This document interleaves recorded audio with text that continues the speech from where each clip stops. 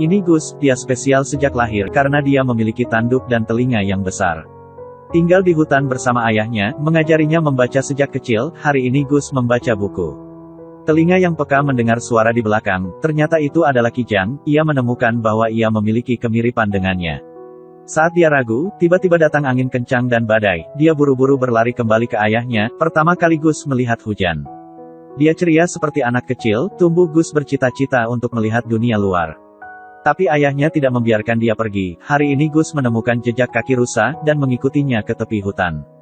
Terlihat mandul dari luar, ayahnya buru-buru menyeretnya kembali. Sepertinya dia tidak bisa menyembunyikannya lagi. Cuma bisa jujur, ternyata beberapa tahun lalu ada wabah. Orang dengan penyakit tangan tidak akan berhenti gemetar, dan pada saat yang sama tingkat kematiannya sangat tinggi, seluruh kota terhenti. Itu juga melahirkan semacam setengah manusia dan setengah hewan. Anak ini memiliki karakteristik hewan, untuk melindungi Gus. Ayah baru saja menyembunyikannya di hutan. Hari ini, orang asing datang ke sini. Dia menggunakan pistol untuk mengusir mereka. Tetapi pada saat yang sama diperhatikan, ayahnya menyembunyikannya di dalam sebuah kotak, dan kemudian pergi untuk menanganinya sendirian. Keesokan harinya, Gus keluar rumah dan melihat ayahnya kembali koming. Dia mampu menghadapi penjajah, tetapi terluka parah, dan sejak itu Gus hidup sendiri. Dia belajar sendiri cara memperbaiki pipa ledeng, lalu menggunakan truk pengantar, tetapi hasilnya tidak ideal. Bahkan pohon-pohon menggertaknya. Gus mengambil api dan melemparkannya ke pohon. Tapi Anda tidak tahu, asapnya membawa bahaya. Setelah buang angin, Anda pergi tidur untuk beristirahat. Secara tidak sengaja menemukan peta, berdasarkan petunjuk di dalamnya, dia menemukan kotak yang dikubur ayahnya. Di dalamnya ada uang dan kartu bank, tetapi dia membuang semuanya dan menemukan foto ibunya. Dan poster propaganda Orc Sanctuary. Gus memutuskan untuk pergi ke sana untuk mencari ibunya. Dia mengandalkan peta untuk menemukan lokasi kawasan lindung, mengambil barang bawaan dan pergi. Ketika dia sampai di tepi hutan, dia tiba-tiba menemukan coklat. Dia mengambilnya dan menciumnya. Setelah itu, dia menggigit, melihat bahwa masih ada di depannya, lapar akan makanan, jadi dia segera berlari. Tapi coklat lari lagi. Sekarang dia merasa ada bahaya. Untungnya anak panah yang terbang bisa dihindarkan. Gus buru-buru melarikan diri ke hutan. Dia diam-diam mengamati, menemukan seorang pemburu. Saya akan melakukan serangan balik, tetapi ditangkap oleh orang yang bersembunyi di belakang. Ini adalah dua orang yang berspesialisasi dalam menangkap setengah manusia dan setengah hewan untuk dijual. Gus mati-matian melarikan diri. Pemburu yang mengambil panah tiba-tiba terkena pistol, yang lain panik dan mengeluarkan pedangnya. Pada saat ini, di belakangnya muncul sesosok, menoleh untuk melihat. Itu adalah seseorang yang memegang pistol. Gus mengambil kesempatan untuk melarikan diri. Takut bersembunyi di kamar, Tom menghabisi para pemburu dan menyusulnya.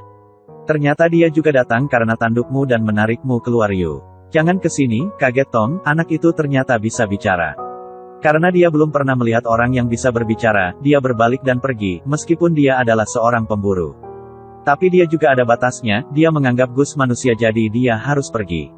Setelah berpikir sejenak, Gus memotret ibunya dan mengejar jejak Tom. Akhirnya menyusul. Paman bawa aku bersamamu. Gus selalu mengikutinya. Tapi Tom tidak mau membawanya. Pada akhirnya tetap tidak bisa mengalahkan pria manja seperti Gus. Ketika dia bangun, mengetahui bahwa makanan telah dimakan olehnya, Tom sangat marah, memperingatkannya untuk tidak mengikutinya lagi. Gus harus mengatakan, saya mencium bau makanan di sana. Tom jauh menggunakan pistol untuk melindungi. Biarkan dia masuk untuk mengambil makanan. Ketika dia sampai di sana, dia melihat kepala rusa di dinding. Takut dan lari, hasilnya terjebak dalam jebakan. Kali ini, pemilik baru keluar. Gus mengira mereka adalah pemburu. Jangan sentuh kepalaku, jangan coba-coba mendapatkannya. Mereka berdiri di sana membeku. Untungnya ini bukan orang jahat, dan bahkan mengundang mereka berdua untuk makan malam.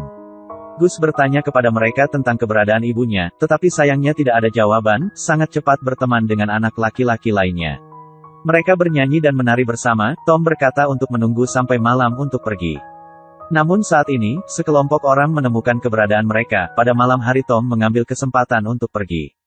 Baru saja dipanggil kembali oleh Gus, dia ingin dia membawanya juga, sekarang. Gus merasakan seseorang di luar. Dia mencium banyak dari mereka di belakang. Tom mengisi amunisinya untuk bersiap bertarung. Namun sayangnya dengan hanya 2 peluru yang tersisa, dia melihat sekeliling dan menemukan alat besi itu. Baru memikirkan solusi. Saat ini, orang-orang di luar berteriak, serahkan saja bocah itu ke sini. Itu tidak akan menyakiti semua orang, tetapi orang-orang di rumah itu menganggapnya sebagai kawan, tepat ketika mereka akan bergegas masuk. Tom keluar untuk membunuh mereka, ini sama sekali bukan lawannya, semuanya diselesaikan oleh Tom. Pada saat ini, pintu tiba-tiba terbuka dan seorang pria dengan pistol masuk. Mencari Gus kemana-mana, selanjutnya dia menembak Kijang di kepala, dia dengan marah menyerangnya dengan ketapel. Tapi tidak ada salahnya, dia hendak mengangkat senjatanya, tiba-tiba berhenti bergerak. Karena di belakang Gus muncul seekor rusa, tepat pada saat ini, Tom berada di belakang untuk menghadapinya. Rusa itu sekarang hilang lagi, bahayanya terpecahkan pada waktunya. Keesokan harinya, Gus dan semua anggota keluarga saling berpamitan, lalu naik kereta gantung untuk pergi bersama Tom. Mereka terus mengikuti jalan untuk menemukan ibu mereka, tetapi tidak menyadari bahwa orang bertopeng mengikuti mereka. Ini adalah film petualangan Amerika, Sweet Tooth, di atas adalah isi dari 2 episode pertama. Ceritanya sangat aneh, jika responnya bagus, saya akan melanjutkan 6 episode yang tersisa. Datang saja hari ini, sampai jumpa di lain waktu.